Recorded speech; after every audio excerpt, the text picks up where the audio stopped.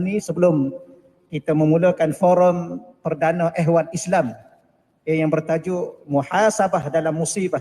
Kita mulakan forum kita dengan suratul Fatihah, Al-Fatihah. Auzubillahi minasyaitanir rajim.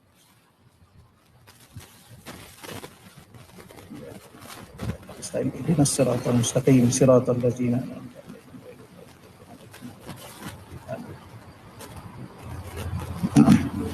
Alhamdulillah, tuan-tuan muslimin muslimat yang dirahmati Allah Subhanahu wa taala sekalian, pada baru-baru ininya negara kita dah setengah dia dari negeri kita khususnya di Selangor, kita ditimpa dengan suatu ujian yang besar. Antaranya ialah yang dinamakan banjir. Bila mana kita merujuk kepada kehidupan kita dengan Allah Subhanahu wa taala, antara perkara yang kita kena faham dalam perjalanan hidup kita ini, Allah Ta'ala meletakkan tujuan ataupun matlamat di mana Allah mencipta kita sebagai seorang manusia. Antara matlamat kehidupannya ialah disebut dalam surah Al-Baqarah ayat 30. Ini di antaranya. Allah menyebut kepada kita bahawa wa idh qala rabbuka lil malaikati inni ja'ilun fil ardi khalifah. Allah berfirman kepada para malaikat memaklumkan bahawa Allah ingin menjadikan khalifah di atas muka bumi ini, iaitu manusia yang bermula daripada Nabi Adam alaihissalam. Dan antara ayat lain juga Allah menyebut dalam surah Az-Zariyat ayat 56. Az-Zariyat ayat 56. Wa ma khalaqtul jinna wal ins illa liya'budun. Tidak aku jadikan jin dan manusia kecuali untuk beribadah kepadaku. Ini salah satu tujuannya. Dan tujuan yang ketiganya ialah kalau kita meneliti ayat-ayat Al-Quran di mana Allah menyebut sebagaimana apa yang dibaca oleh Tuan Imam kita tadi juga, dan kita boleh juga baca dalam surah Al-Mulk, satu surah yang kita mesti baca sebelum tidur. Di antara fadilatnya ialah Allah Ta'ala akan menyelamatkan kita daripada azab kubur. Di mana ayat yang keduanya menjelaskan kepada kita allazi khalaqal maut wal hayah liyabluwakum ayyukum ahsanu amala. Dialah Allah Subhanahu Wa Ta'ala mencipta mati dan hidup dengan tujuannya dia ingin menguji kita. Siapakah di kalangan kita yang paling baik? Yang paling baik amalannya. Jadi salah satu daripada apa yang kita faham dalam seluruh perjalanan hidup kita, bermula Allah jadikan kita, Allah lahirkan kita atas muka dunia melalui perut ibu kita. Seterusnya Allah beri kekuatan membantu untuk kita terus hidup sehingga ke hari ini, ialah Allah Ta'ala nak menguji kita. Dan salah satu ujian yang kita lalui ialah ujian banjir. Tuan-tuan yang dirahmati Allah sekalian, dan masing-masing mungkin setengah-setengah tempat melalui dan merasai. Dan saya ni mukadimah sikit sementara kita menunggu panel pertama. Kalau panel pertama sampai, kita soalannya untuk panel pertama dululah. Sebab Datuk Seri kita bagi soalan yang kedua walau bagaimanapun dah sampai, alhamdulillah. Jadi sambil-sambil itu saya mukadimah dulu tuan-tuan sekalian mukadimah dahulu. Jadi saya sendiri baru ni tuan-tuan sekalian melalui juga musibah banjir di satu tempat di Pulau Indah. Bila mana saya bertanya pada penduduk di situ, ada setengah mengatakan kami ustaz duduk dekat 70 tahun, 50 tahun paling-paling itu tak pernah berlaku banjir. Tiba-tiba baru-baru ni tuan-tuan dalam masa 2 jam 3 jam hampir kampung sekitar tu, nak kata tenggelam tidak jugalah, tapi semua terkena musibah banjir. Jadi ni di antara perkara yang kita kata kenapa. Kalau kita tanya kenapa, salah satunya ayat tadilah. Allah Ta'ala lahirkan kita atas muka dunia, kita melalui sebuah kehidupan atas muka dunia. Di bila mana kita diuji, maka memang dia termasuk salah satu daripada bentuk ujian yang kita kena lalui. Sebagaimana Tuan Imam kita baca tadi, ahlan wa sahlan wa marhaban kepada panel pertama kita. Silakan. Beliau salat dulu insya-Allah. Jadi salah satu daripada perkara yang kalau kita bertanya lah kenapa begitu, kenapa begini, ini salah satu daripada tujuan Allah cipta kita. Sebagaimana Imam kita baca tadi ayat Quran tadi dalam suratul Baqarah. Walanabluwannakum bisyai'im minal khauf wal ju'. Siapa yang mengaji bahasa Arab dulu, huruf lam dengan nun tu dinamakan lam taukid, nun taukid. Kalau kita terjemah dalam bahasa Melayu, wallahu alam bagaimana? Sungguh-sungguh pasti kami akan menguji kamu. Mana setiap detik, setiap waktu yang kita lalui ini sebenarnya dalam ujian. Maka banjir itu salah satu daripada ujian. Boleh tuan-tuan sekalian ya? Maka bila mana begitu, tajuk pada malam ni menuntut kita di saat kita melalui ujian itu. Cuma dalam Al-Quran, ujian ini kadang-kadang disebut perkataan bala. Daripada walana bluwannakum, bala. Kadang-kadang disebut musibah. Juga imam kita baca tadi sekejap tadi, alladzina iza asabatkum musibah. Apabila di kalangan kamu ditimpa musibah. Maka tuan-tuan, apa sahaja perkataan, cuma ada orang bertanya juga pada kita, ustaz, saya ni geng surau. Saya ni geng masjid. Takkan saya kena uji juga? Sebab tu kalau kita belajar bahasa Arab, dia ada dua istilah, antaranya ada dinamakan al-bala, itu lebih umum. Ada satu lagi disebut ibtila. Ibtila ni ialah orang-orang yang taat kepada Allah. Ya. Yang melaksanakan tuntutan perintah-perintah Allah, yang menjauhi larangan Allah, tiba-tiba kena juga. Bahkan kadang-kadang kena tu lebih daripada orang lain. Kita tahu sekalian ya. Itu disebut salah satunya ialah, sebab tu ulama-ulama membahagikan bala atau ujian itu kepada beberapa pembahagian. Ada pembahagian yang dinamakan dengan bala dengan makna ujian. Ada bala dengan makna teguran. Ada bala dengan makna azab. Jadi banjir baru ni kita lihat diri kita lah. Kalau diri kita beriman, bertakwa kepada Allah, mungkin itu ujian. Kenapa ujian? Allah nak mengangkat lagi keimanan kita kepada Allah, ketakwaan kita kepada Allah. Tapi kalau kita ni beriman pada Allah tapi mengumpat tak tinggal lagi kan? Kau dah lama dah tak mengumpat. Alhamdulillah. Tapi kadang-kadang mengumpat lagi, buat dosa lagi, mungkin itu teguran dari Allah. Tapi kalau manusia itu manusia munafik, manusia kufur kepada Allah, maka bala itu adalah suatu azab kepada mereka di dunia sebelum Allah mengazab mereka di akhirat. Itu tadi rahmat Allah sekalian ya. Atau kita teruskan dia takut bertukar moderator jadi panel pula ni, tak acil lah tuan-tuan sekalian, sebab saya sendiri pun sebenarnya berat nak menerima sebagai salah seorang yang terlibat dalam forum ni, tapi datang ni kerana pun ingin menerima ilmu. Ya, walau bagaimanapun saya rasa lebih baiklah kerana kita masanya tidak terlalu lama sangat. Ya, 1 jam diberi masa kepada kita. Jadi saya dengan ini ingin mengemukakan satu soalan lah kepada Datuk Seri Tuan Guru kita. Ya, antaranya ialah banjir ni adalah bencana alam yang paling kerap dan besar impak terhadap masyarakat kita. Kita lihat baru-baru ni tuan-tuan, di sungai Lui, seolah-olah macam tsunami. Subhanallah, kita pun tak mampu nak melihat. Tapi itulah antara perkara impak daripada banjir. Jadi oleh demikian, ia minta pada Datuk Seri Tuan Guru kita, bagaimana kasar melihat faktor banjir yang berlaku kali ini, yang kita rasa agak mengejut dan agak pelik, khususnya di Selangor dan seluruh Malaysia lah. Dipersilakan Tuan Guru.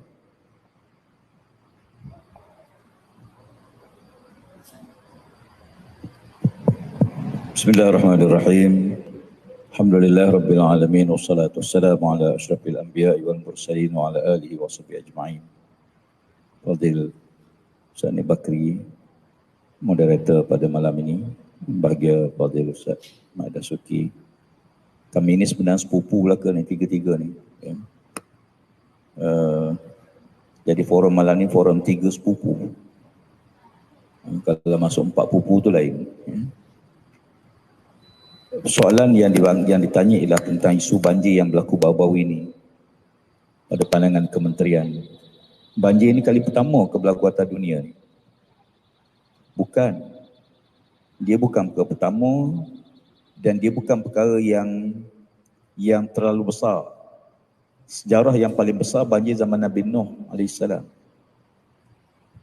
Dan banjir berlaku sejak saya paling ingat, banjir yang paling besar negara kita ialah banjir Buah Merah tahun 1923. Saya tak ada lagi, tuan-tuan pun tak ada. Orang tua-tua cerita. Itu banjir yang paling besar sekali. Ya, skala kayu-kayu hutan belantara turun, bukit-bukit yang menyebabkan sebahagian besar sungai-sungai utama yang dulunya didiami oleh manusia terpaksa berpindah. Kemudian banjir yang saya ingat yang besar tahun 70, 71, ya, dan banjir baru-baru ini. Ya, dan apa yang berlaku sebenarnya banjir dan termasuk berbagai ujian, cobaan-cobaan yang lain, ya, yang disebut sebagai suatu fenomena yang berlaku kepada dunia, kepada alam seluruhnya, merupakan suatu peringatan, ya, macam disebut oleh Al-Fadhil Ustaz Bakti tadi, bahawa dia tidak dilihat kepada musibah, kepada benda, bukan pada banjir ke gempa bumi ke letusan gunung berapi ke, tapi dilihat siapa yang menerima. Sebab tu kadang-kadang yang menerima tu sebenarnya benda musibah tu sama aja. Semua kena. Wattaqu fitnatan la tusibanna allazina zalamu minkum khassah. Fitnah ni, bala bencana bila berlaku dia tak kena orang zalim saja, dia kena semua. Tapi di sisi Allah Ta'ala, di sisi kita orang beriman, ya, sudut yang kita lihat bukan bencana, tapi siapa yang menerima bencana. Ya, sebab tu beza. Ya, apakah bala Allah atau ujian Allah, atau merupakan satu yang Allah Ta'ala tipu ni kerana sesuatu sebab. Sebab Allah Ta'ala tak pernah buat kerja sia-sia. Rabbana ma khalaqta haza batila. Maha suci Allah, Allah tak pernah buat kerja sia-sia. Bila berlaku satu benda, mesti ada sebab-sebab tertentu. Ada sebab yang kita boleh kaji, ada sebab yang di luar kajian kita. Ya. Dari segi kementerian, kebetulan Jabatan Meteorologi ni bawah Kementerian Alam Sekitar dan Air.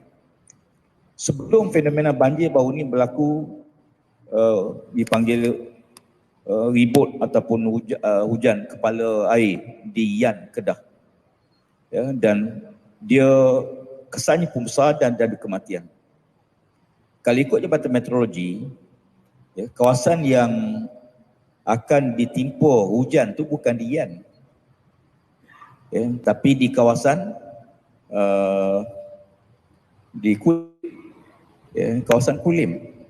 Kalau ikut jangkaan ramalan Jabatan Kaji Cuaca, ya, dan bukan satu fenomena yang sebagaimana berlaku di sama juga baru-baru ini pada 18 bulan, ya, laporan daripada, ya, kita ada satu pusat pemantau dunia di Hawaii di bawah Amerika Syarikat. Dia melaporkan tentang pergerakan taifun, taufan yang bermula pada Filipina, bergerak dan berakhir pada pukul 11 pagi. Selepas tu tak ada sebarang amaran akan berlakunya taufan. Mana dia berakhir pukul 11, 11.30 berakhir. Ya. Tetapi berlaku benda di luar daripada apa yang dijangka awal. Ya. Di mana tiba-tiba saya terbentuk suatu lorongan. Angin bergerak cross Banjaran, ya, Khatulistiwa, Banjaran Tiwangsa, dan membentuk suatu pertembungan dengan angin daripada Sumatera, dan berlaku apa yang disebut sebagai tekanan rendah udara. Ya, bila kita buat turun rendah, berlaku tekanan rendah, maka semua awan yang berada sekitar tu akan berkumpul di satu kawasan. Dan itulah yang berlaku pada 18 dan 19 bulan. Ya. Sebab itu kadang-kadang dia, ya, betul lah, dia 5 rahsia Allah Subhanahu Wa Taala, termasuk di mana sebenarnya ribut hujan nak turun. Itu jadi rahsia Allah Subhanahu Wa Taala. Kita boleh ramal, kita boleh jangka. Sekarang macam-macam teknologi ada, tetapi boleh pastikah? Jawapan tidak. Sebab itu dikata ramalan. Ya. Kalau pasti tak sebut ramalan. Ya. Ramalan maknanya berdasarkan kajian, ya, kelajuan angin, pergerakan awan dan sebagainya, kadar keberatan awan, itu fenomena yang boleh dikaji. Macam kita bawa kereta lah. Bila traffic light depan tu kuning, kita boleh ramal, kita sempat tak sempat. Ya. Jadi, tetapi apa yang berlaku di luar daripada apa yang dijangka. Dan ini sebenarnya bukan perkara baru dan dalam sebarang ilmu pun. Sebab tu kita buat andaian, buat kajian, ya, supaya dengan itu kita boleh beri amaran. Sebelum hujan lebat turun, 16 kali amaran diberi bahawa hujan akan berlaku, ya, hujan lebat akan berlaku. Tetapi, ya, pada waktu itu kita menjangka bahawa dia berlaku hujan yang mungkin lebat pada biasa saja, tidak sebagaimana fenomena yang benar-benar berlaku. Ya, sebab itu kita dapati bila berlaku saja musibah tersebut dan masing-masing di luar daripada apa yang kita jangka. Saya nak quotekan apa yang disebut oleh Fadil moderator tadi. Ya. Kawasan ni saya pernah pergi, dia kata kami pernah duduk sini 60 tahun tak pernah kena, 70 tahun tak pernah kena, 50 tahun kami duduk sini tak pernah kena. Apa maknanya? Maknanya 50 tahun tak pernah berlaku musibah. Apa yang berlaku? Ya. Kita sebagai orang beriman, kita akan melihat daripada dua sudut. Satu di sudut kacamata Islam, kacamata agama, kacamata Quran hadis Nabi SAW. Ya. Bila Nabi sebut dalam hadis, salah satulah, ada puluhan hadis Nabi SAW. Ya. Iza zaharna wa riba fi qaryatin faqad ahallu bi anfusihim azab Allah. Bila zina dan riba telah berluasa dalam sebuah negara, maka pun negara itu menghalalkan, mengizinkan turunnya bala Allah Subhanahu wa taala. Ma asaba min musibatin illa biiznillah. Satu musibah tidak akan berlaku melainkan dengan Allah Subhanahu wa taala. Dan kerana Allah Taala, Allah tidak pernah buat zalim pada manusia. Tak ada kepentingan Allah buat zalim pada manusia. Maka sesuatu yang menimpa itu sebagaimana disebut, sama ada satu amaran Allah Taala, teguran Allah, kerana mungkin kita jauh dengan Allah. Ya, mungkin kita melakukan maksiat pada Allah, durhaka pada Allah. Ini satu aspek dalam konteks kita orang Islam. Sebab Nabi kita harus terima hakikat bahawa Nabi tak pernah bohong, Allah tidak pernah bohong. Bahawa musibah berlaku di atas dosa manusia, di atas maksiat manusia. Dan itu yang berlaku pada semua umat-umat dulu. Firaun, kaum Namrud, kaum umat-umat yang dahulu ditipu musibah kerana mereka durhaka pada Allah Subhanahu wa taala. Ada yang ditenggelamkan daripada perut bumi. Ya, ada yang mari banjir. Ya, ada yang diangkat macam kaum Nabi, dia benamkan dalam perut bumi. Ya, ada melalui gempa bumi.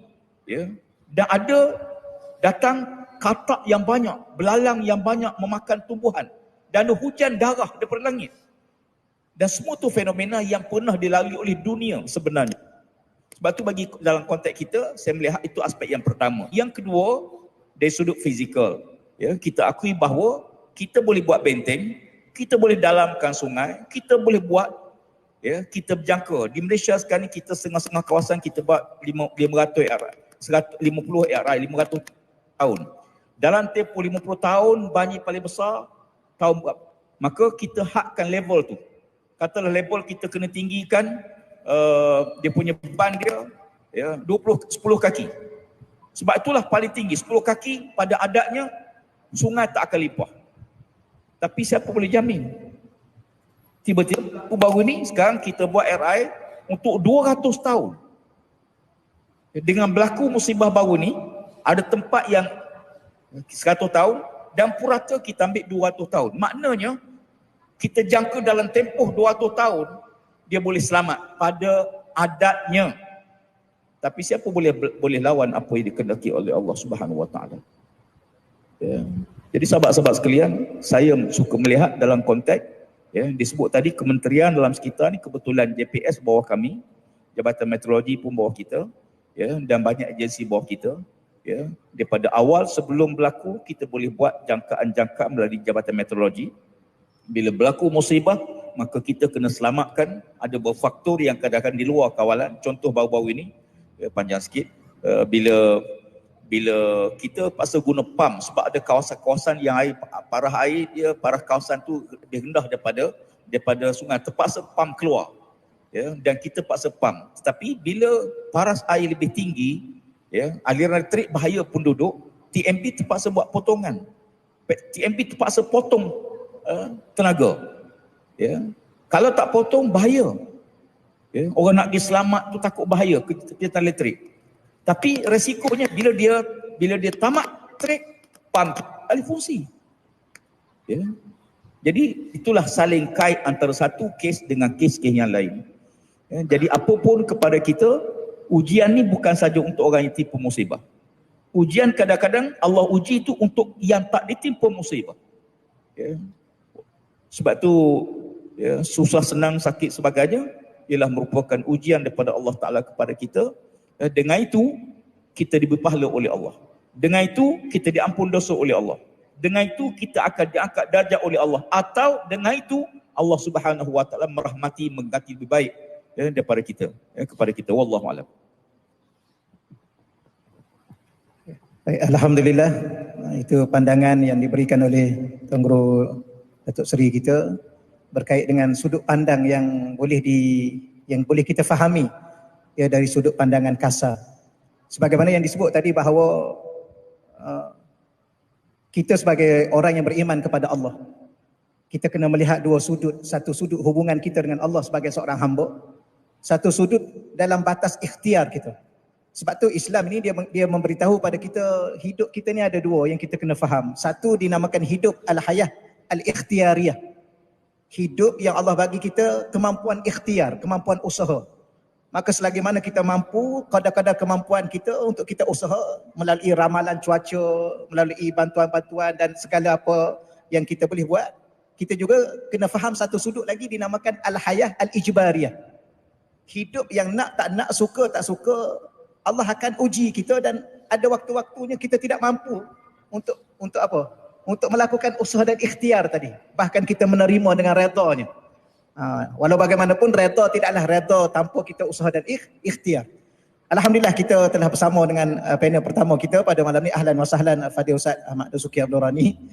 Jadi insya-Allah soalan saya terus tanya kepada beliau, patutnya soalan ni soalan pertama, tapi dia jadi soalan yang kedua. Walau bagaimanapun moga Allah bagi kita faham supaya Al-Fadil Ustaz huraikan kepada kita apakah pengertian ujian dan musibah ini, dan adakah dia terhenti setakat kita memahami ujian dan musibah dan kita berbicara tentang ujian dan musibah tanpa kita kaitkan dengan muhasabah. Falyatafaddal mashkura. Silakan. Assalamualaikum warahmatullahi taala wabarakatuh. Alhamdulillahirabbil alamin. Wassalatu wassalamu ala asyrafil anbiya'i wal mursalin wa ala alihi wa sahbihi ajma'in. Subhanaka la ilma lana illa ma 'allamtana innaka antal alimul hakim. Rabbi yassir wa la tu'assir wa tammim bil khair. Qala Allah Ta'ala fi kitabil aziz ba'da a'udzu billahi minasyaitonir rajim. Bismillahirrahmanirrahim. Alif lam mim. Ahasiban nasu an yutraku an yaqulu amanna wa hum la yuftanun. Wa laqad fatanna alladhina min qablihim fala ya'lamanna Allahu alladhina sadaqu wa la ya'lamanna al-kadhibin. Alif lam mim, Allah sajalah yang mengetahui maknanya. Adakah manusia menyangka bahawa kami akan membiarkan mulut-mulut mereka menyebut kami telah beriman pada Allah, sedangkan mereka belum lagi diuji oleh Allah. Walaqad fatanna alladhina min qablihim, sesungguhnya kami telah menguji umat-umat sebelum daripada mereka tersebut. Maka dengan ujian itu fala ya'lamannallahu allazina sadaqu, Allah tahulah siapa yang benar-benar beriman pada Allah. Wala ya'lamannal kadzibin, dan Allah tahulah siapa yang dusta kepada Allah. Surah Al-Ankabut ayat yang pertama hingga ayat yang ketiga. Terima kasih pada Al-Fadhil Tuan Guru kita Ustaz Nik Bakri, Al-Fadhil Tuan Guru kita Datuk Seri Tuan Ibrahim Tuan Man, dan juga pengurusi dan ahliatan kuasa surau, muslimin dan muslimat sekalian. Pertamanya kita bercakap dalam suasana kita diuji dengan ujian-ujian yang tak berhenti lagi pada kita saat ini. Ujian yang besar yang kita tak terjangka dalam pemikiran kita ialah ujian COVID, yang kita tak jangka pun COVID ni tak pernah terjadi lagi lah dalam sejarah yang disebut dengan sejarah dunia. Kemudian kita belum lagi habis ujian COVID tersebut, kita masih lagi dalam ujian musibah COVID ini. Allah jadikan ujian yang kedua yang besar juga, terutama di Malaysia kita ini, yang disebut dengan banjir yang berlaku. Dan Nana yakin di kalangan kita ni semua merasai ujian ini. Tak ada orang yang tak terkena dengan ujian ini. Sebagaimana yang disebut oleh Tuan Guru Datuk Seri sebentar tadi, pada kita tentang mengenai ujian ini bukan hanya kena pada mereka saja, tetapi kepada yang tak kena tu pun sedang kena juga ujian dalam hidup kita. Lalu daripada sinilah kita kena jawab, musibah yang terjadi ini merupakan satu muhasabah yang Allah Subhanahu Wa Taala nak perkenalkan dia kepada kita. Mudah yang kita nak kena faham pada diri kita ni, dalam hidup kita ni, kalaulah Allah tak kita, tak pukul kita, tak rotan kita, boleh jadi kita tak celik mata lagi. Tapi bila Allah buat sesuatu perkara ni, Allah nak suruh kita kenal, kamu siapa, aku siapa. Allah nak bentukkan demikian supaya kita ni sentiasa hidup bergantung pada Allah. Dalam hidup kita ni, Allah dah ajar dah dalam surah At-Taubah ayat yang ke-51. Kullan yusibana illa ma kataballahu lana huwa maulana wa 'alallahi falyatawakkalul mu'minun. Allah sebut demikian. Sebut wahai Muhammad, lan yusibana, tak ada satu benda pun yang kena pada kami illa ma kataballahu lana, kecuali memang Allah dah tulis dah kena pada diri kami. Sebagaimana yang disebut oleh Datuk Seri sebentar tadi kan.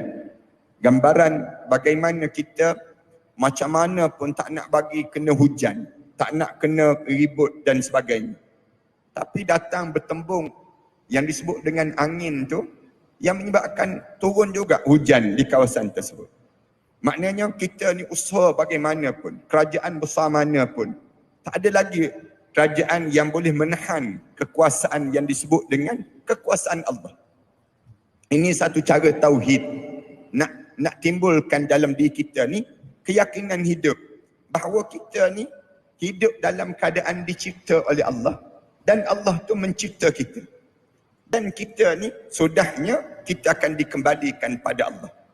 Artinya para alim ulama disebut bila kita kena musibah yang Allah jadikan musibah ataupun kita tak kena musibah, itu satu ilmu yang perlu kita ambil dan kita manfaatkan dalam hidup kita.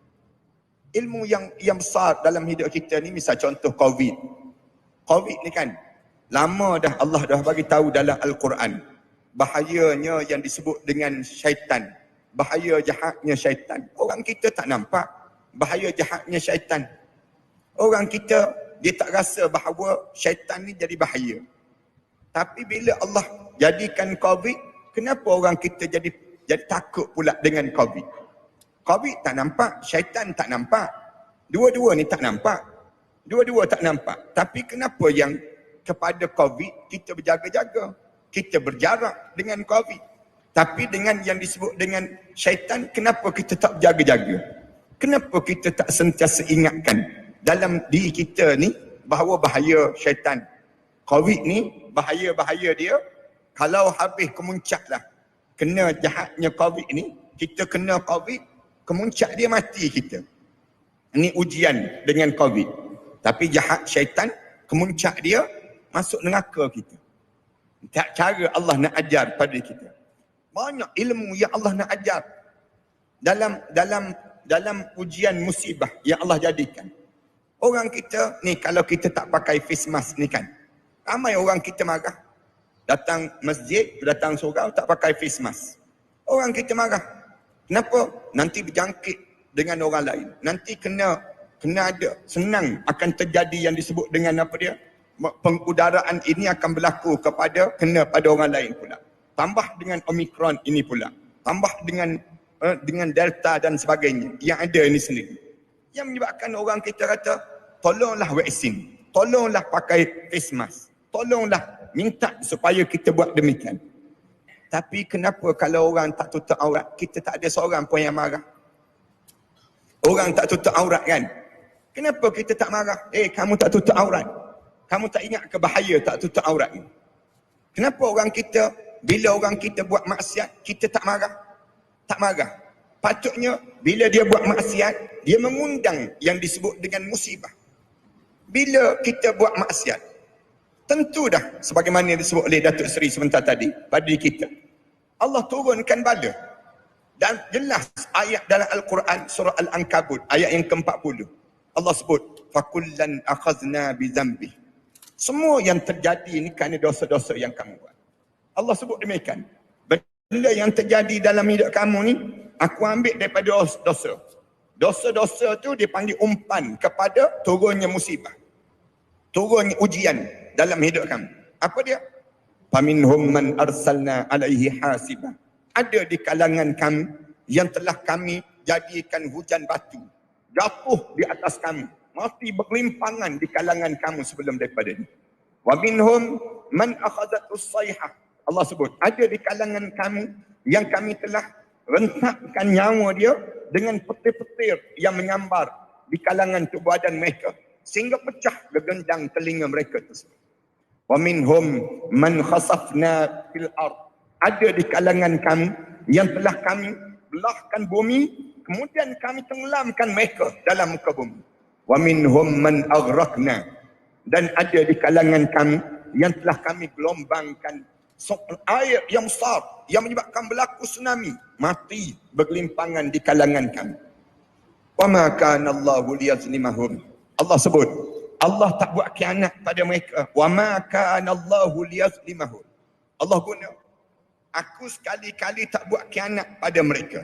Walakin kanu anfusahum yazlimun. Tapi mereka yang membiarkan diri mereka buat maksiat, buat zalim pada diri mereka sendiri yang mendatangkan musibah ini.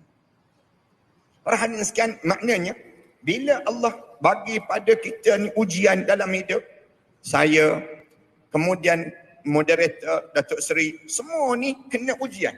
Tak ada orang yang tak kena ujian. Allah nak bagi ilmu. Ilmu apa yang Allah sedang nak bagi ilmu pada kita?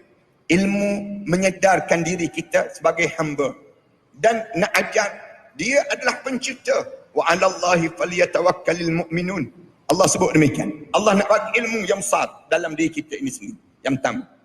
Yang kedua, kenapa Allah jadikan musibah ini? Supaya bila kita ni kena musibah ni, kemuncak dia kita mati dengan musibah ini. Allah nak suruh kita ni bersih daripada dosa-dosa kita buat. Di saat mana kita mati dalam keadaan yang sudah terampun dosa-dosa kita. Kerana musibah ni kafarah dosa. Itu cara dalam hidup kita. Kita diajar demikian. Bila kena saja, apa saja. Termasuk Rasulullah sallallahu alaihi wasallam sebut, termasuk kamu terpijak duri. Bila kamu berjalan terpijak duri, tiba-tiba kamu mengadu, aduh, kamu sebut. Waktu tersebut Allah sedang hapuskan dosa kamu. Apatah lagi musibah dalam hidup ni banyak. Bukan kita nampak musibah banjir saja, tidak. Tetapi musibah kadang-kadang dalam kekeluargaan, berantakan dalam rumah tangga. Musibah dalam hidup kita. Dalam hidup kita ni kadang-kadang rezeki kita tak sebanyak dahulu lagi. Musibah. Ni musibah kita lalui saat ini. Berubahnya, Allah nak tunjuk, berubahnya hati-hati sesama kita. Para hadirin sekalian, perasan tak? Sama-sama kita sekarang dah 2 tahun, berubah perasaan. Dulu, kita rapat dengan seseorang. Tetapi dalam masa 2 tahun, kita boleh jauh jarak di antara satu sama lain. Allah nak ajar, bukan banjir ini mengubah muka bumi saja, tidak. Tetapi dia sedang merenggangkan, mengubah suasana hidup seseorang. Kita dengan adik-beradik kita tak sama lagi dulu. Tak sama. Kita boleh rasa sebelum 2 tahun yang Allah jadikan ini, perubahan Allah sedang jadikan. Berubah sikap. Saling curiga mencurigai. Dulu kan kalau orang bersin, semua kita nak sebut Alhamdulillah. Sekarang cuba bersin depan kita. Semua pakat lari tak kena. Kenapa? Covid ini Covid. Nak sebutnya gambaran berubah sikap kita, agama kita. Cuba tengok tulisan-tulisan dalam Facebook. Cuba tengok tulisan-tulisan dalam Instagram, dalam TikTok dan sebagainya. Berubah tak manusia? Berubah. Manusia sedang berubah. Telah berubah walaupun kita sebut ni norma-norma baru. Kita sebut akan hidup dengan suasana norma baru mula-mula dahulu. Allah nak suruh apa dia? Muhasabah sesama kita. Artinya bila Allah jadikan pada diri kita ni musibah dalam hidup, maka Allah Subhanahu Wa Taala nak bagi ilmu. Allah nak memperkenalkan kepada kita. Allah nak kafarahkan dosa. Selain kita ke syurga. Yang paling utama lagi, sabarlah dengan setiap musibah yang kita kena. Jangan mengeluh. Tiap kali mana kita kena musibah ni, Allah ajar pada kita sabirin. Kabar gembiralah pada orang sabar. Kenapa? Apabila mereka alladzina iza asabatuhum musibah, ketika mana mereka diuji dengan musibah dalam hidup mereka, qalu inna lillahi wa inna ilaihi raji'un. Daripada Allah kita datang dan pada Allah kita kembali. Cuba tengok dalam kes banjir baru ni. Berapa ramai mulut-mulut yang tak boleh tahan kata-kata mereka. Berapa banyak ramai mulut-mulut yang sentiasa bersyukur di atas setiap ujian yang berlaku. Ini nak sebutnya gambaran apa dia? Gambaran Allah sedang memberi pada diri kita darjat-darjat dan nak membezakan di antara satu sama lain untuk memasukkan kita dalam syurga Allah. Wallahu a'lam.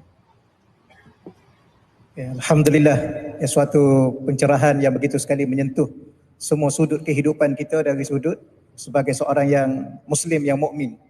Ya, muhasabah di sudut akidah kita, tuan-tuan muslimin muslimat yang dirahmati Allah sekalian. Bahawa segala musibah yang berlaku ini Allah sudah berinteraksi dengan kita.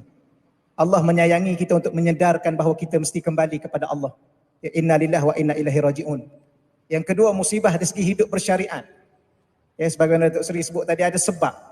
Ya, kenapa banjir, kenapa kemarau? Mungkin katanya wallahu alam lah. Ya, mengikut ilmu falak. Ya, kalau ilmu moden astronomi. Ya, ilmu falak mengatakan lepas banjir ada kemarau. Wallahu alam. Tapi walau bagaimanapun muhasabah yang disebut oleh Al-Fadhil Ustaz Dasuki kita supaya kita kembali hidup bersyariat. Ya, selama mana ada di kalangan kita wal-iyazubillah masih hidup melanggar syariat, mungkin datang lagi ujian-ujian untuk Allah pastikan kita mesti tak nak suka tak suka kembali kepada Allah sebelum kembali dengan sebuah kematian. Ya, yang ketiganya ialah muhasabah di sini hidup berakhlak. Ya, akhlak kita dengan sesama kita, ya, akhlak kita dengan kekeluargaan, sistem kekeluargaan yang makin hari makin renggang. Memang kita terasa lah, ya. Terasa. Ya, subhanallah. Tuan-tuan yang dirahmati Allah Subhanahu Wa Taala sekalian. Okey lagi ya. Saya ni jadi moderator, dia jadi serius. Sepatutnya panel yang serius ni moderator. Serius ni dia tak jadi, tuan-tuan sekalian. Dia biasanya moderator yang orang panggil apa, menceriakan suasana. Tapi okey ya. Tapi dah nak muhasabah dia macam ni lah, tuan-tuan. Dia tak boleh sangat gembira sangat. Ya, muhasabah ni kalau boleh menangis. Ya, dan sepatutnya memang kita menangis di atas apa yang berlaku. Ya, menangis ni banyak bukan kerana menangis tu sedih sangat, tidak juga. Kadang-kadang menangis kerana gembira. Allah sedarkan dan insafkan kita. Ya, kalau Allah bagi kita terus senang, entah apa jadi pada diri kita. Jadi insya-Allah kita akan teruskan kepada persoalan kepada pengguru Datuk Seri kita. Insya-Allah soalan seterusnya minta kepada Datuk Seri, selain mesyuarat khas Parlimen pada 20 hari bulan Januari baru-baru ni, ya, untuk membahaskan isu banjir, apakah ya untuk menangani dan mengelak risiko banjir berulang lagi? Ini persoalan yang kita tak sama-sama kita dengar lah, ya. Secara zahirnya kita kadang-kadang kita manusia ni dia nak nampak fizikal. Ya, kalau cakap tentang Allah, silakan. Bismillahirrahmanirrahim. Terima kasih atas soalan Parlimen. Saya akan beri jawapan secara bertulis. Tuan-tuan sekalian, dari kacamata kita sebagai seorang yang beriman dengan Allah Subhanahu Wa Taala, ya, sebelum saya menjawab soalan ini, bila sahabat tanya Nabi sallallahu alaihi wasallam, ya Rasulullah, ayun nas asyaddu bala'an, siapakah di kalangan manusia yang paling hebat diuji oleh Allah Taala, ditimpa bala bencana, balaan, ya, ditimpa diuji oleh Allah. Apa kata Nabi SAW? Al-Anbiya. Nabi-Nabi lah yang paling hebat diuji oleh Allah. Summal amsalu fal amsal. Dan mereka yang mengikuti bersama-sama Nabi, begitulah yang seterusnya. Ujian sesuai dengan tahap iman dalam hadis yang lain. Ya, maka kan itu, orang yang iman dia hebat, ujian lagi hebat. Ya. Dan Allah uji kita sesuai dengan tahap iman kita. Tetapi apa yang berlaku ialah bagaimana sikap kita berdepan dengan ujian. Bukan ujian itu. Saya nak kongsi pengalaman peribadi, walaupun banyak tempat saya sebut kisah ini. Saya pergi ke kawasan saya di Kubang Krian, menziarahi seorang wanita, seorang makcik yang muzo. Saya masuk rumah dia, satu rumah yang miskin, orang susah. TV tak ada, sofa tak ada, hanya ada tikar mengkuang bawah, dan suami dia sedang koma di atas katil. Kita bagi katil, dia duduk katil, tak sedar. Koma, kena stroke. Saya pergi dekat dia, panggil nama apa semua, tak ada respon apalah. Doa sikit. Lepas tu saya duduk dekat isteri dia. Isteri dia terbaring atas lantai, ada tilam sikit. Isteri dia ni kena kecil manis, kena potong sebelah. Dan saya tanya dia, pakcik, kita cadang nak bagi katil ke dia, tapi dia tak nak. Dia kata payah katil, nak turun naik payah. Saya tanya macam mana makan-makan, dia kata alhamdulillah adalah rezeki. Siapa yang masak, yang suap makanan? Saya lah. Dia suap makanan ke suami dia. Alhamdulillah, kata dia. Saya tanya dia, macam mana urusan hari-hari nak pergi air? Alhamdulillah, kata dia. Bolehlah ngesok-ngesok pergi bilik air. Bolehlah masak-masak. Saya tanya macam mana makan, beli-beli barang. Alhamdulillah. Tuan-tuan, saya duduk kat dia, kata dalam sejam, setengah jam lebih lah. Berpuluh kali mulutnya mengucap alhamdulillah. Tak ada satu kali pun dia mengeluh tentang apa yang menimpa dia. Dan tak ada pula minta YB datang tak bawa apa-apa ke. Takkan tangan kosong. Tak ada. Minta pun tidak, tuan-tuan. Saya cakap dengan dia, sikit-sikit alhamdulillah, sikit-sikit alhamdulillah, sikit-sikit alhamdulillah. Kita tengok dia dengan apa yang dialami dia dengan suami dia, sepatutnya bila ialah wakil rakyat mari, dia kata saya ni susah hidup, suami saya koma, tak. Sepatah tak sebut. Mulutnya diulang kalimah yang sama, alhamdulillah, alhamdulillah, alhamdulillah. Sebab tu saya kata, yang penting bukan musibah, tapi bagaimana sikap kita berdepan dengan musibah. Maka sikap kita tu berbalik pada soal iman.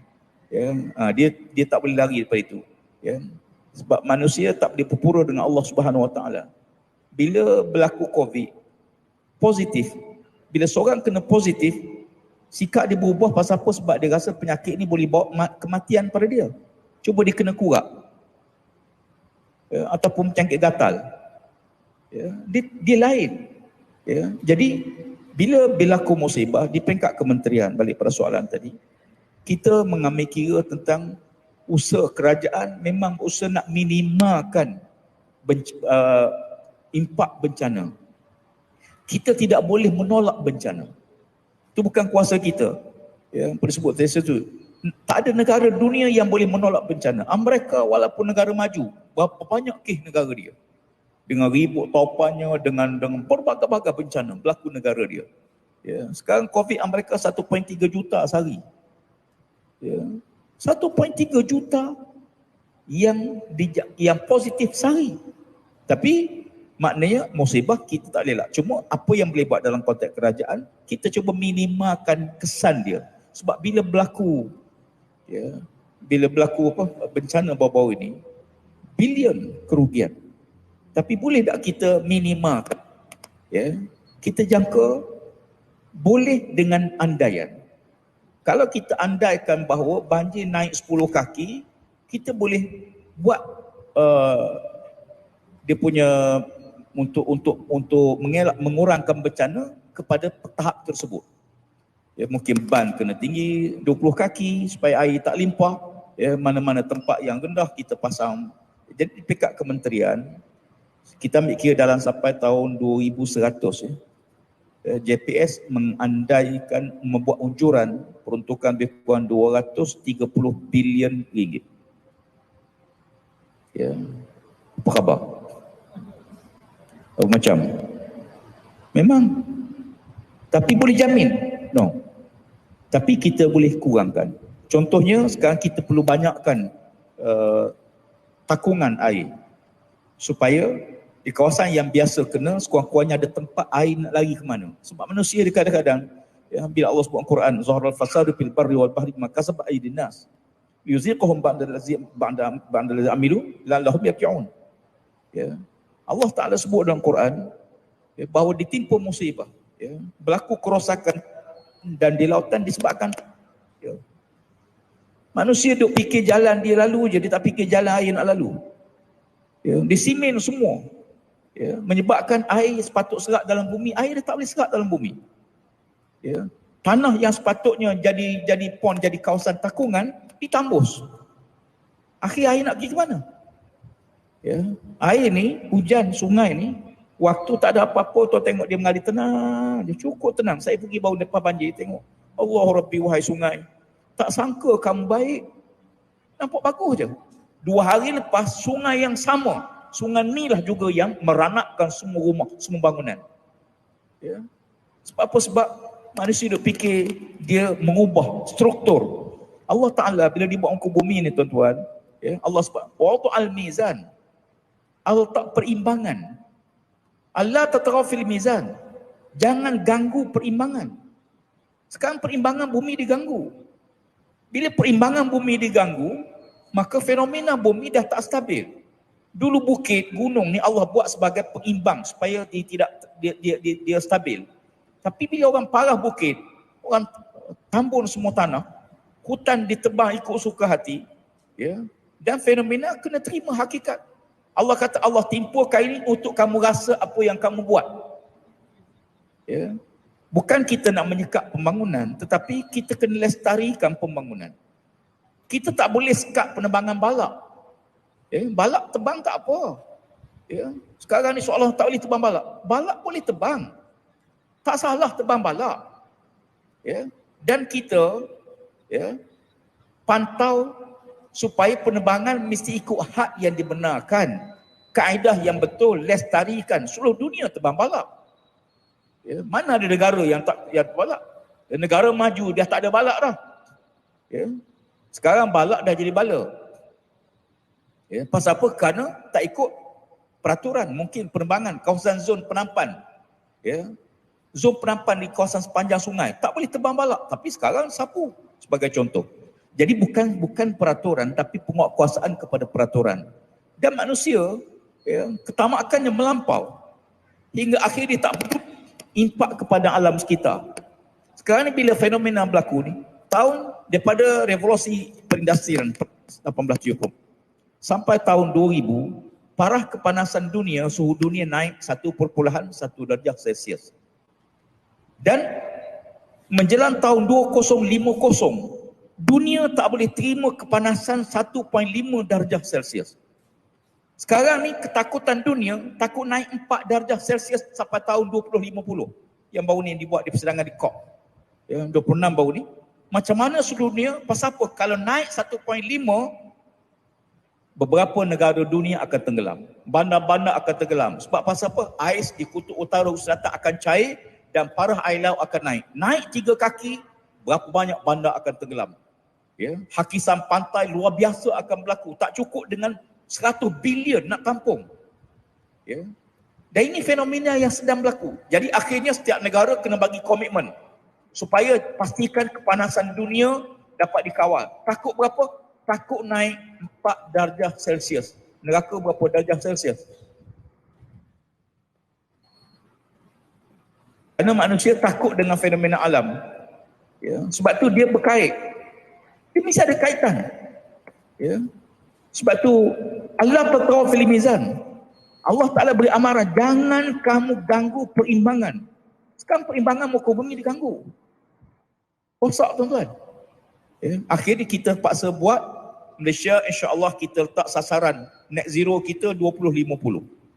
Net zero apa dia?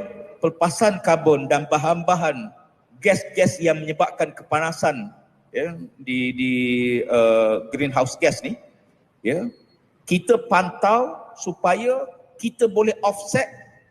Katalah kita keluar kepanasan karbon kita buat keluar katalah 2 juta tan setahun, nak serap dengan apa dia?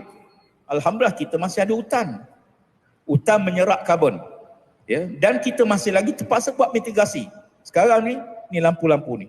Lampu kena tukar lampu LED supaya jimat elektrik. Sebab bila kos elektrik meningkat, maka dia akan menyebabkan pelepasan karbon lebih tinggi. Kita kena tukar semua loji-loji arang batu yang ada hari ni 40%. Kena keluar pada gas. Tapi kesannya apa dia? Arang batu murah. Tuan-tuan bayar tarikh elektrik yang rendah sebab arang batu murah. Bila kita tukar kepada gas, kita kena ready bahawa tarikh elektrik akan naik. Air kena jimat. Ya. Ada negeri 38 tahun tak pernah naik tarikh air. Sebagai contoh Pahang, 38 tahun tak pernah naik tarikh air. Bil air tuan-tuan berapa ringgit? RM50, RM40. Bil elektrik berapa ringgit? Tuan-tuan beli satu ni RM1. Kalau naik RM1 boleh tak air? Ya. Orang akan marah sebab orang tak nak bunyi naik. Tapi setiap hari kita sedang buat sesuatu benda yang menyebabkan bumi sudah hilang perimbangan. Jadi oleh kerana itu kita paksalah laksanakan beberapa program, agenda. Ada yang tanggungjawab kerajaan. Dan insya-Allah akan datang ni tuan-tuan sekalian, ya. Orang yang menjaga ada kebun getah katalah contoh, dia boleh jual untuk penyerapan karbon, ya, kebun getah dia. Katalah dia 10 hektar, ya. Pakcik tak pergi motong getah dah, tak pergi dah, jual karbon je. Duk wayang kaki, relax, ya. Dan sekarang ni kita bergerak ke arah itu. Alhamdulillah kita bersama dengan Bursa Malaysia, kita nak pastikan urus niaga karbon ni menepati hukum syarak, tidak bercanggah dengan syarak, tak ada nilai-nilai yang bercanggah dengan syarak. Alhamdulillah kita buat peraturan dan kita bergerak ke arah peraturan tersebut. Jadi ceritanya panjang, ya, tentang tanggungjawab kementerian ni banyak benda yang terpaksa kita buat dan kita bersamalah. InsyaAllah, ya, saya ucap terima kasih pada rakan-rakan yang turut terlibat dalam usaha kita, kempen kebersihan. 40% banjir kilat berlaku kerana sampah. 40%. Tuan-tuan tengok baru-baru ni. Bila sampah dibuang dalam plastik, dia akan tutup segala longkang. Bila sampah ni menutup longkang, air dia terpaksa dilawan. Dia akan tak boleh pergi, ni lagi ikut lain. Ya, sebab tu kita kena urus sampah di rumah kita lah. Ya, pastikan sampah, tangki septik kita buat peraturan 2 tahun sekali kena kosongkan tangki septik. Ada rumah kita kadang sejak bina sampai sekarang tak pernah disedut pun. Tak pernah sedut. Saya kata mungkin tak banyak buang air kot. Ya. Ya. Hakikat sebenar apa dia? Dia dah mengalir keluar. Ya, wallahu alam, mudah-mudahan kita terima kasih banyak kerana fenomena tanggungjawab. Saya seronok pasal apa? Alam sekitar, bicara alam sekitar, betul-betul bicara soal perspektif Islam. Yang Allah sebut Quran, yang Nabi sebut hadis. Kita seronok sebab apa? Sebab memang itulah yang Allah Ta'ala garis pandu kepada kita. Wallahu alam. Alhamdulillah, ya, satu pencerahan yang begitu sekali menarik. Tuan-tuan sekalian, cuma saya dengar 2 kali, ya, Tuan Guru Datuk Seri kita ulang, ya. Musibah tu satu perkara lagi ialah sikap kita dalam menerima musibah dan menangani musibah itu. Ya. Sebab kadang-kadang di kalangan kita ni dia lebih mencari salah. Ni salah siapa? Betul ya? Ni salah kasar ke apa ni? Yang tidak besarkan longkang, yang tidak dalamkan sungai, yang tidak bagi ramalan cuaca yang tepat ke macam mana? Tuan-tuan ada tulis juga dalam Facebook ke macam mana? Ni siapa yang pegang kasar ni? Habis dah. Tambah-tambah Tuan Guru pula yang pegang kasar, subhanallah. Ini benda-benda gini tuan-tuan sekalian adalah Allah sedang melihat sikap kita terhadap musibah. Bukan sikap orang lain, sikap kita. Sebab tu dalam ayat Al-Quran surah Syura, ya, wa ma asabakum min musibatin fabima kasabat aidikum. Allah guna perkataan kum, antum. Apa sahaja musibah yang ditimpa ke atas kamu, bukan sebab aidihim, bukan sebab kerja-kerja mereka, tapi kerja-kerja kamu, perbuatan-perbuatan kamu. Tu. Yang keduanya menarik juga tentang kasar tadi disebut oleh Tuan Guru kita, ialah berkait dengan minimumkan impact. Kita ni suka impact maksimum ke? Kan? Oh, seronok tengok impact maksimum. Kita sekarang sedang usaha supaya kita tak akan mampu menolak banjir. Banjir akan berlaku. Ya, musibah apa saja akan berlaku kerana Allah sendiri pun menyebut kita pasti akan diuji sampai ke akhir hayat kita. Kerana setiap saat, setiap waktu kita diuji. Cuma persoalan tadinya ialah daripada pihak kasarnya ialah meminimumkan impak yang berlaku kalau berlaku banjir dan sebagainya. Ya, moga-moga kita berdoa. Salah satu cara meminimumkannya ialah berdoa. Ya, kepada Allah, kembalikan diri kita kepada Allah. Maka untuk pusingan terakhir pada malam ni tuan-tuan sekalian ya, saya konsep kalau saya lah, dia mengaji tak perlu banyak. Betul ya? Kalau mengaji banyak dia jadi alim. Iya ke? Tak ada, mengaji ni tak perlu banyak sangat. Yang kena banyak adalah amal. Ya, kerana kita berada di saat akhir kehidupan kita dengan Allah, untuk bertemu dengan Allah. Yang demikianlah saya dengan segala hormatnya menjemput Al-Fadhil Tuanku kita Ustaz Ahmad Dasuki ingin menjelaskan kepada kita tips. Ustaz Hamdan minta tips. Tips bagaimana sepatutnya satu perkara, dua atau tiga perkara, empat perkara yang kita kena mengambil sikap pada diri kita di saat kita berdepan dengan musibah. Ya, falyatafaddal mashkura. Tuan-tuan, apa yang disebut oleh Tuan Guru Datuk Seri sebentar tadi pada diri kita ni, perkara yang pertama yang Allah dia nak sangat bila kita kena ujian ini, mulut kita sentiasa bersyukur pada Allah. Macam makcik tadi dah. Makcik tadi tu bila dia berhadapan dengan ujian dalam kekeluargaan, tak berhenti-berhenti bersyukur pada Allah. Tuan-tuan baca dalam satu hadis Rasulullah sallallahu alaihi wasallam.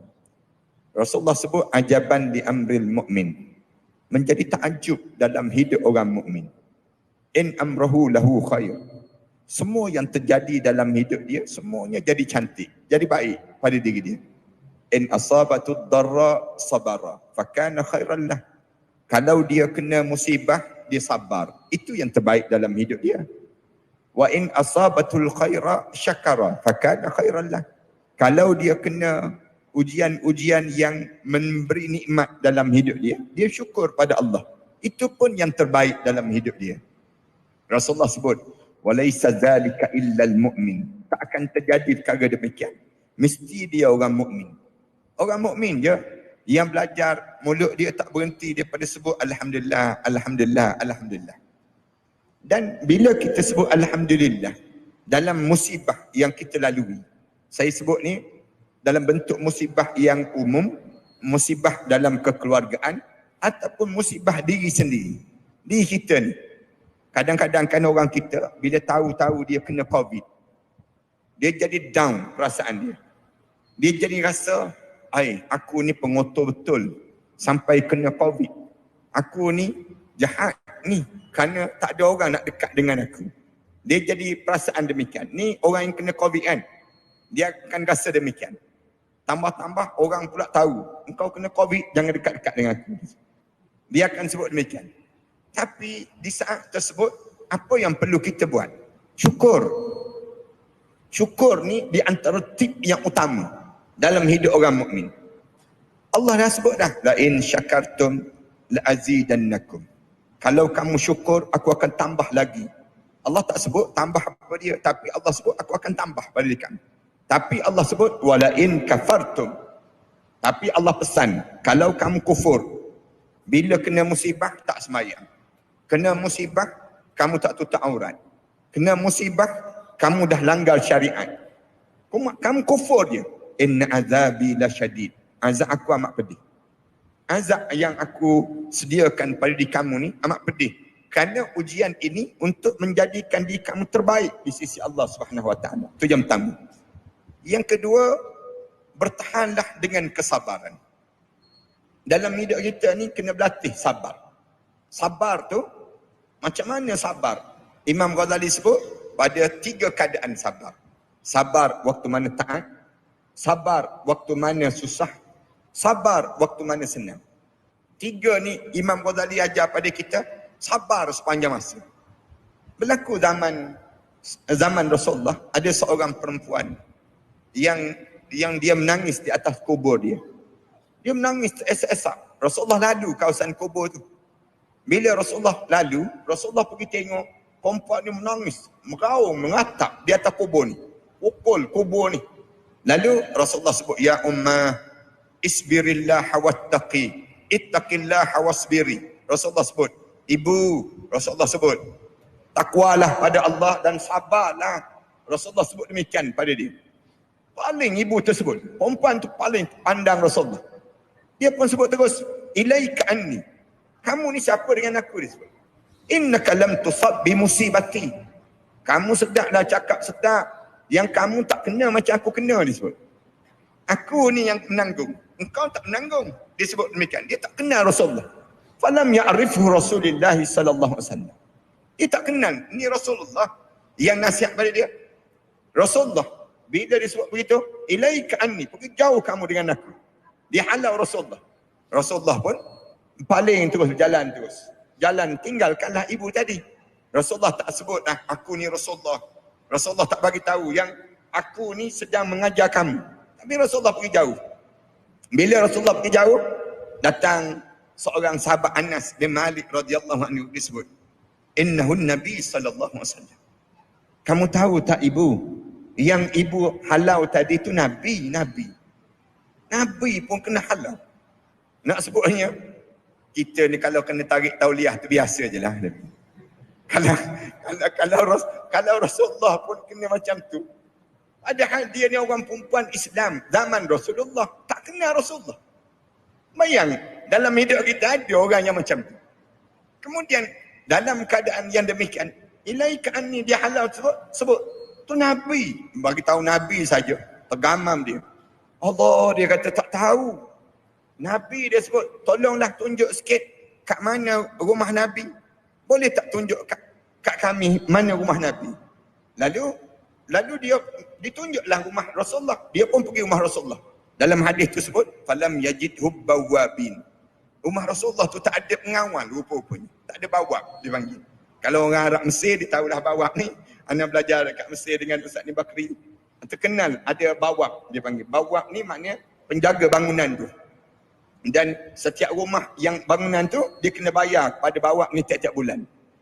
Dia gaji dia, upah dia. Kenapa? Kerana dia jaga bangunan ni. Rumah dia tu, dengan anak isteri dia duduk kat rumah tu lah, pengawal. Dia panggil demikian. Rumah Rasulullah ni tak ada pengawal. Dia pun bagi salam kepada Rasulullah. Bagi salam, Assalamualaikum ya Rasulullah. Rasulullah pun keluar. Rasulullah jawab salam ibu tersebut. Rasulullah sebut, innamas sabru inda sadmatil ula. Rasulullah sebut, sabar ni bila mula-mula kena. Rasulullah sebut. Rasulullah buka pintu tu. Rasulullah jawab salam ibu tersebut. Rasulullah sebut, innamas sabru inda sadmatil ula. Sabar ni waktu mana mula-mula kamu kena. Bila kamu mula-mula kena dapat saman, senang cerita. Kamu dapat saman tu, kamu boleh sabar ke tak sabar? Waktu tu nak menyumpah ke nak kata apa ni? Ni waktu mana demikian? Waktu mana mula-mula kamu kena tu, kamu boleh bertahan. Itu sabar yang sebenar. Disebut demikian. Dan hadis itu berakhir dalam nak ajar pada kita, bila kita kena musibah, belajar sabar. 2. Yang ketiga, dianya ialah kena istiqamah dengan Islam. Jangan lari daripada Islam. Orang kita ni kalau kena ujian, dia tak sedar bagaimana dia nak kawal ujian tadi. Akhirnya dia buat benda yang khurafat. Na'udzubillah min dzalik. Tu yang panggil tok bomoh hujan tu. Panggil letak dengan macam-macam gaya. Ni tak istiqamah dengan Islam. Panggil letak dengan tembikai, letak dengan buah labu, macam-macam gaya ni kan. Nak sebutnya, ni kamu tak istiqamah dengan Islam. Bila kita kena musibah, kena bertahan dengan Islam. Wattinu anfusakum. Kamu jangan lari daripada Islam. Jangan. Orang kita ada kes yang saya pengalaman bila merawat ada seorang ibu. Seorang ibu tu, bila kita baca ayat ru'yah, baca ayat ru'yah tu, besar perut dia. Semakin besar. Macam mengandung 9 bulan. Makin besar. Lepas tu keluar daripada mulut dia. Babi. Sebut, ibu tu sebut. Kita kata, babi apa ni? Kenapa sebut macam ni? Panggil anak-anak dia. Panggil anak-anak. Kenapa ni ibu ni sebut babi ni? Masing-masing paling di antara satu sama lain. Cerita katanya kakak dia. Kakak tersebut suruh abang dia bagi tahu. Sebut apa benda? Alah, abang ni arkitek. Yang ni pula lawyer. Yang ni doktor. Adik-beradik ni. Semua ni profesional. Tapi lama kita tanya kenapa, apa cerita? Dia pun jawab. Terus terang je lah Ustaz. Sebelum daripada kami panggil Ustaz ni, kami panggil Tok Bomoh sebelum daripada. Tok Bomoh tu minta kepala babi tunggal dia suruh. Kepala babi tunggal. Nak sembuhkan mak ni, kena sembuhkan dengan kepala babi tunggal. Macam mana dengan kepala babi tunggal? Kami cari seluruh Malaysia Ustaz. Kepala babi tunggal. Jumpa. Jumpa kat mana? Jumpa kat Raub dia sebut. Buat malu je orang Raub ni. Namanya. Jumpa kat Raub, beli RM10,000. Kepala babi tunggal. Tusuk dengan jarum. Cucuk dengan jarum. Lepas tu, dibungkus dalam kain putih, tanam depan tangga rumah. Dekat mana? Dekat depan tangga rumah. Gali. Kita sebut gali balik. Gali balik. Bila gali balik, bom busuk. Allah saja yang tahu. Gali, kemudian turun perut ibu dia. Elok je kembali. Manusia ni kalau dia terdesak, dia langgar syariat. Saya nak sebut begitu dalam hidup. Dia terdesak, dia kata kami tak ada pilihan Ustaz. Datuk Bomoh kata nak kepala babi tunggal, kepala babi tunggal kan macam ni nak sebutnya kita tak yakin dengan Islam. Jangan. Bila kita berhadapan dengan musibah, tak ada jalan dalam hidup kita penyelesaian kecuali Islam. Islam je boleh menyelesaikan masalah hidup ni. Tuan-tuan bincang pasal banjir, mesti kembali pada Islam. Bincang pasal COVID, mesti kembali pada Islam. Bincang pasal musibah apa pun dalam hidup, al-Islam wal hal. Islam mesti menyelesaikan. Islam ni Allah turunkan dengan tujuan untuk menyelesaikan permasalahan hidup manusia. Kalau kita tak istiqamah dengan Islam, kita nak agak pada siapa? Nak agak pada orang kafir yang istiqamah dengan Islam. Mana mungkin jadi demikian? Kalau orang Islam sendiri pun tak percaya pada Islam, pelik kan? Pelik orang kita ni. Orang Islam sendiri pun tak percaya pada ajaran agama. Dia ingat ke agama ni hanya untuk sembahyang, puasa, zakat, begitu saja. Islam ni cara hidup kita, way of life, cara hidup. Macam mana segala masalah dalam hidup kita. Sampai Sayyidina Ali kata, kalau aku hilang tali kasut, aku cari dalam Quran, aku akan jumpa. Kat mana tali kasut? Nak sebutnya gambaran al-Islam huwal hal. 3. Sebab tu Allah Subhanahu Wa Taala sebut, fa in tanaza'tum fi syai'in farudduhu ila Allah wa Rasul. Kalau kamu bertelagah di antara satu sama lain, kembali pada Allah dan juga kembali pada Rasul. Itu cara dalam hidup kita, itu kembali pada Al-Quran, kembali pada hadis Rasulullah sallallahu alaihi wasallam. Allah pun sebut, wa'tasimu bihablillahi jami'an wa la tafarraqu. Kamu kena pegang teguh dengan tali Allah semua sekali. Jangan pecah belah, katanya Allah. Itu cara demikian. Yang keempat, bila kita kena musibah, cari orang alim. Jangan cari orang yang fasik. Jangan. Siapa yang berhadapan dengan musibah, carilah orang alim. Kita ni kan kalau ada Rasulullah, lau kana bainana rasul. Kalau ada di kalangan kita ni Rasul, mesti kita di antara orang yang sentiasa pergi dekat dengan Rasulullah. Dalam hidup kita ni, Rasulullah tak ada dah. Kita kena akui hakikat itu. Yang ada pada kita, al-ulama warasatul anbiya. Orang alim je pewaris Nabi. Janganlah kita cari orang yang buat maksiat dan jangan kembangkan maksiat. Jangan. Bila kena musibah, cari orang soleh. Bertawassullah dengan kesolehan dia. Saya nak sebut, maknanya orang soleh yang masih hidup. Jangan bertawassul dengan orang soleh dah mati. Tak boleh. Syirik pada Allah. Tak boleh. Kalau ada orang kata, orang yang dah mati itu boleh tolong kita lagi. Tak betul. Bukan syariat Islam ajar demikian. Syariat Islam diajar, hidup ni bertawassul dengan siapa? Orang soleh yang masih lagi hidup. Itu cara demikian. Dah mati, in qata'a amaluhu illa thalatha. Putus amalan-amalan dia kecuali 3. Tu kena betulkan baliklah. Di kalangan kita kan, orang kita ada yang pergi ke kubur-kubur, bagi tahu pada kubur, tolonglah, bantulah saya begini. Jangan. Tapi kita pergi cari orang soleh. Tok Guru, saya ada masalah dalam hidup. Masalah saya begini-begini, tolonglah doa sikit pada Allah.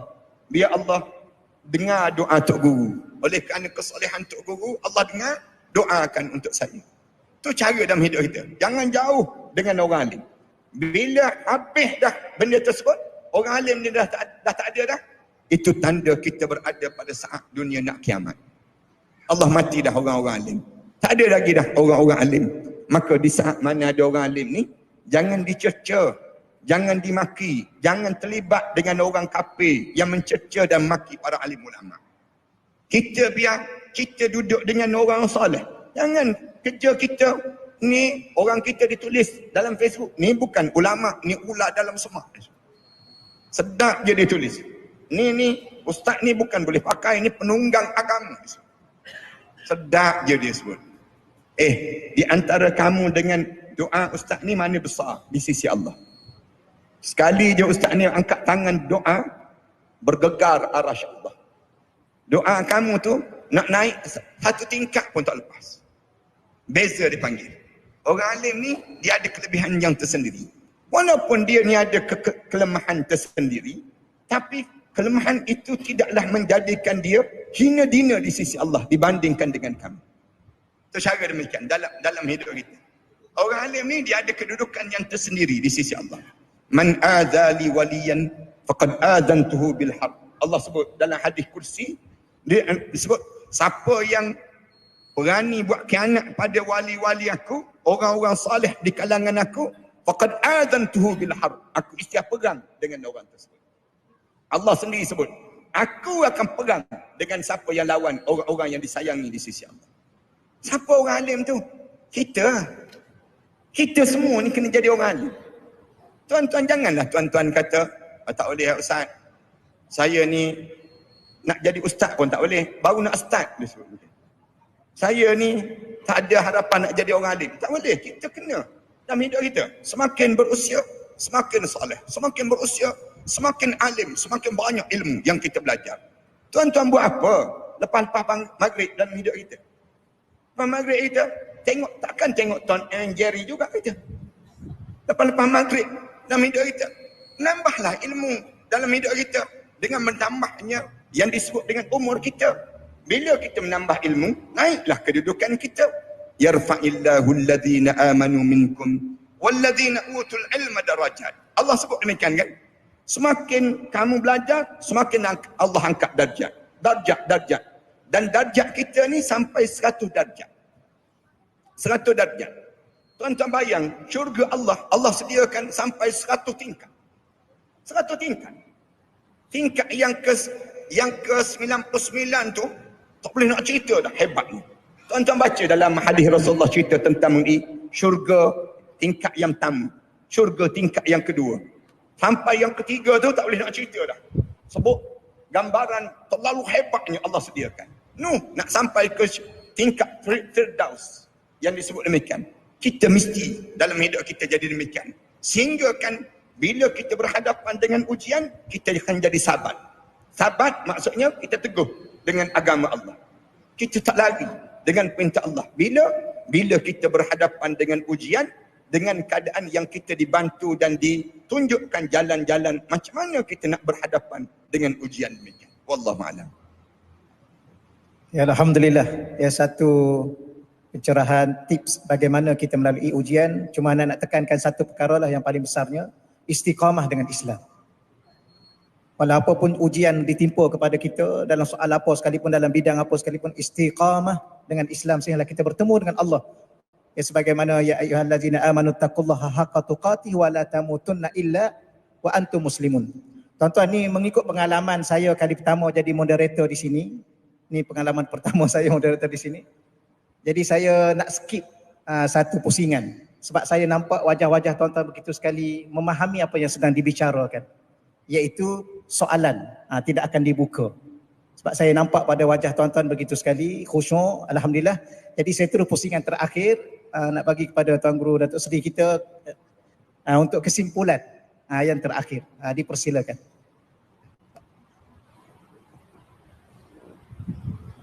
Bismillahirrahmanirrahim. Assalamualaikum warahmatullahi wabarakatuh. Kepada pengerusi, kepada Ustaz Mat, para jemaah sekalian.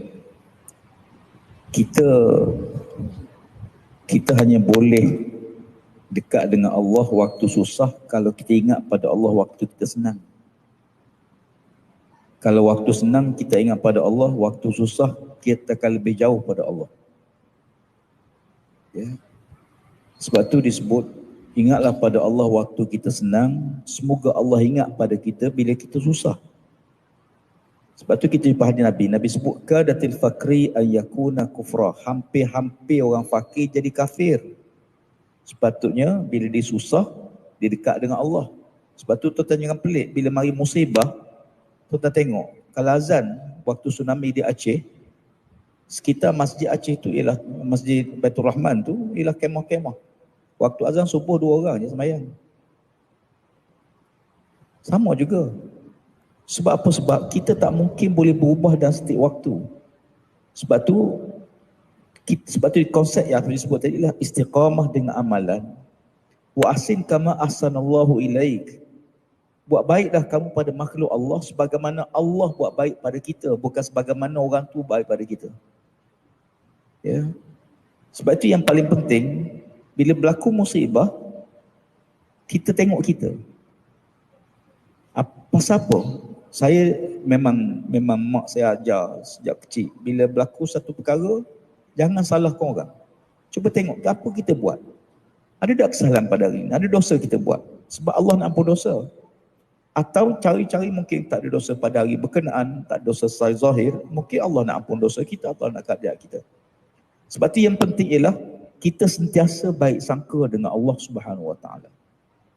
Orang yang buruk sangka dengan Allah, sebab tu dia maki, dia cerca sampai dia boleh murtad, dia boleh syirik. Dengan musibah tu dia menyalahkan Allah. Sebab tu bila dia tak salahkan orang tu, salah orang ni, salah tu, salah ni, akhirnya dia sampai pekat, dia akan salahkan Allah. Ada satu kisah yang agak menarik. Seorang suami beli temikai, balik ke rumah, isteri seronok gembira. Bila belah temikai tadi, temikai tu tak masak, tidak merah. Lalu isteri beletih. Apalah beli temikai pula tak masak betul apa semua. Dia makan, tawa pula. Apalah dah lah tak masak, tawa pula. Dia mungut saja. Akhir suami dia pergi dekat dia. Kamu mungut siapa, kata dia. Aku nak tanya, kamu mungut pada siapa? Kamu mungut pada aku pun nak beli yang masak, yang manis, yang merah. Atau kamu mungut pada tukang yang jual pun nak jual yang masak, yang manis, yang merah. Atau kamu mungut pada yang petani pun dia nak buah yang baik, yang masak, yang manis. Hakikat sebenar siapa dia? Dia akan sampai peringkat, dia akan menyalahkan Allah Subhanahu Wa Taala. Sebab tu berapa ramai bila berlaku musibah, ada yang tak boleh terima hakikat. Ya, lalu dia menyalahkan. Sebab tu yang penting bagaimana Nabi sebut hadis ala inna fil jasadi mudghah iza salahat salal jasadu kullu. Ya, nilai itu. Ada hukama yang menyebut agak menarik dia punya konotasi dia. Dia kata jadilah anda seumpama lebah yang tabiinya mencari madu, mencari kebaikan. Walaupun dia masuk dalam kawasan penuh dengan sampah, tapi dia akan cari tempat yang madu. Dia akan cari bunga walaupun longgok sampah. Jangan anda jadi seumpama lalat langau, tabiinya mencari bangkai. Walaupun duduk dalam kebun bunga sekalipun, dia akan mencari keburukan. Sebab tu kalau tuan-tuan cari kesalahan, tuan-tuan akan jumpa kesalahan sebab kita cari. Ya, nak cari kelemahan orang tu, kelemahan orang ni, kelemahan. Akhirnya kita rasa semua orang lemah, bukan kita. Semua orang salah, bukan kita. Dan ini yang sedang berlaku. Ya, bila berlaku, tengok makin hamun, cerca, keluar kalimah-kalimah. Kalimah-kalimah yang tak sepatut keluar pada mulut seorang mukmin.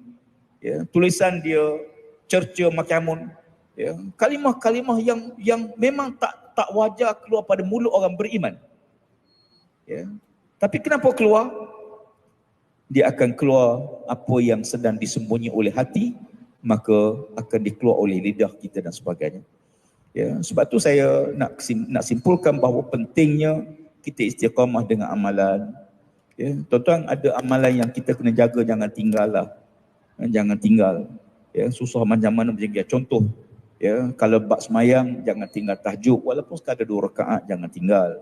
Qabliyah, ba'diyah, fardu, semayang sunat duha. Ini semayang yang kita kena jagalah. Yang kedua, Quran. Ya, mulakan pagi, tuan-tuan ada handphone semua. Jangan start pagi buka Facebook. Jangan buka WhatsApp. Start pagi buka handphone ni, buka Quran dulu. Baca Quran dulu. Biarlah baca 1 muka, 2 muka dulu. Sebab berjam-jam handphone kita ni yang menghabiskan masa kita. Dan kita start buka, tuan-tuan, kita tak sedar. Dia mengambil waktu zikir kita, dia mengambil waktu baca Quran kita, dia mengambil waktu hubungan kita sebut tadi. Ni jumpa kawan ni, telefon, jom minum sekali. Lama tak jumpa, seronok. Sampai di kedai masing-masing hal masing-masing. Ya. Masa ajak tadi bersungguhlah, berialah. Ya. Sebab tu ya, kalau kita jumpa kawan, tutuplah handphone sekejap. Tak ada orang pergi main bola bawa handphone tengah padang. Ya. Jadi kita sentiasa dalam keadaan begitu. Sebab tu kita, dan tak boleh elak juga, ya, Allah Ta'ala sebut dalam Quran, ya, ayat yang dibacakan tadi, ya, bahawa ujung pada ayat tersebut ialah iza asabatu musibah qul inna lillahi wa inna ilaihi raji'un. Ya. Yang pertama Allah suruh kita sabar dan Allah suruh kembalikan kita pada Allah Subhanahu Wa Taala. Sabar ni ucapan mudah tapi nak praktik payah. Melainkan cara yang paling baik sentiasa berwudu. Sentiasa berwudu. Ya, bila Muawiyah bin Abi Sufyan berdepan dengan seorang hamba Allah, mari depan dia, keluar kalimah-kalimah yang sangat kesat. Lalu Muawiyah menggigil nak marah. Dia masuk ke dalam bilik dia. Kata pengawal dia, kami menjangka Muawiyah akan keluar dengan pedangnya dan memancung laki-laki tersebut. Tiba-tiba Muawiyah keluar dalam keadaan basah mukanya. Maka orang tanya dia, kami menyangka engkau keluar dengan pedang. Kata Muawiyah, aku sangat marah pada dia, tapi aku tahu marah daripada syaitan daripada api. Lalu aku sejukkan dengan wudu. Ya, lalu aku sejukkan dengan wudu. Maknanya sentiasa dalam keadaan wudu. Ya, mudah-mudahan kita yang lain, saya kira kita banyak ruang yang kita boleh dapatkan ilmu daripada apa yang kita bincang malam ini. Sebanyak insya-Allah, mudah-mudahan Allah Taala beri sabaran sahabat-sahabat kita di musibah. Allah Taala beri pahala kepada kita yang menolong, yang menyumbang, yang bantu. Dan Allah Ta'ala mengelak negara kita daripada musibah yang teruk. Negara kita tak ada gunung berapi, negara kita tak ada gempa bumi, negara kita tak ada ribut puting beliung, tapi negara kita Allah uji dengan banjir. Ya, banjir dan sedikit kemarau. Ya, wallahu alam. Ya, sekasa telah untuk malam ni minta maaf banyak salah silap. Ya, mudah-mudahan diberkati Allah Ta'ala majlis kita. Assalamualaikum warahmatullahi wabarakatuh. Waalaikumsalam warahmatullahi wabarakatuh. Alhamdulillah, summa alhamdulillah. Tidak ada satu ucapan yang layak kepada dua panel kita pada malam ni. Pertama, Al-Fadhil Ustaz Ahmad Dasuki Amdurani. Yang keduanya panel Datuk Seri Tuan Guru kita, Tuan Ibrahim Tuan. Jazakumullah khairul jazak. Dan terima kasih juga kepada tuan-tuan muslim muslimat yang dirahmati Allah SWT sekalian, yang pada malam ni sudi agak panjang juga. Dah minta maaf banyak-banyak. Mungkin ni kali pertama saya lah khususnya menangani forum ni. Walau bagaimanapun alhamdulillah kita tangguh dengan tasbih kafarah dan suratul asr. Subhanakallahumma wa bihamdika asyhadu an la ilaha illa anta astaghfiruka wa atubu ilaik. Wal asr inna la tajidun.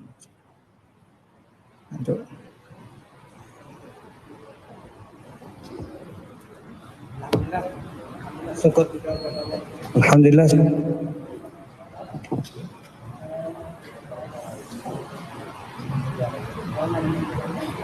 Yang telah diberikan. Jadi insyaAllah tanpa menggunakan masa, saya menjemput Yang Berhormat diiringi oleh Presiden Geng Ustaz untuk menyampaikan sedikit sumbangan kepada rakan-rakan kita yang kita bawakan daripada mereka yang dilanda musibah. Yang mana sedikit sumbangan daripada Geng Ustaz. Silakan Tuan Haji Wan untuk menyampaikan sumbangan kepada mereka. 3 orang.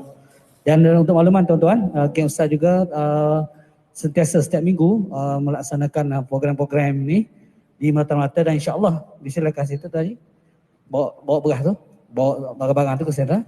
Yang mana minggu depan mereka akan bersama dengan satu kontena akan bergerak ke Mentakak insya-Allah pada minggu depan, dan ini hanyalah gimmick.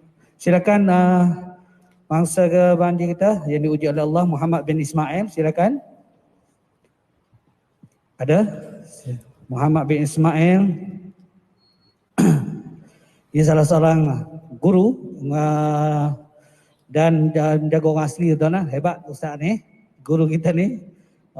Sentiasalah laksanakan berbagai program dan di semua habis tenggelam rumahnya. Itu juga silakan Muhammad Salahuddin bin Muhammad Saleh. Silakan. Ada Muhammad Salahuddin. Silakan.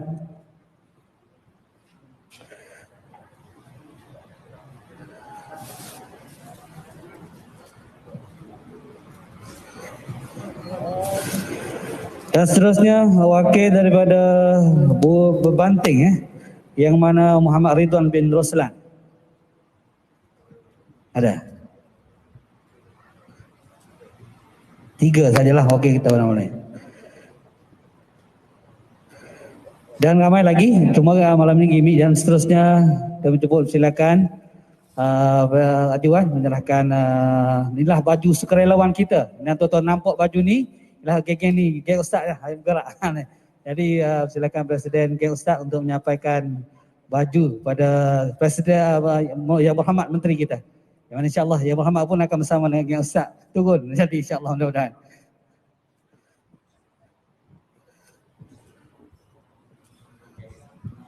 Okey, terima kasih sekali lagi. Mudah-mudahan kita jumpa di lain saran lain 3. Assalamualaikum warahmatullahi taala wabarakatuh. Silakan kita terus qomat dan Ustaz Mak Rezeki Gun mengimamkan salat kita pada ini insya-Allah.